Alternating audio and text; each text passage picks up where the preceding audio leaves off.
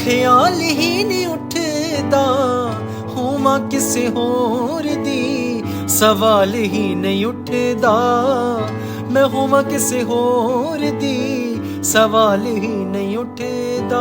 मैं तां किसे वाले निगाह भी नहीं मारदी वे जदों किते बाहर जानिया। हाँ झट आख दिंदा तोड़ देनी यारी, उत्थे फिर मैं हार जानिया। झट आख दिंदा तोड़ देनी यारी,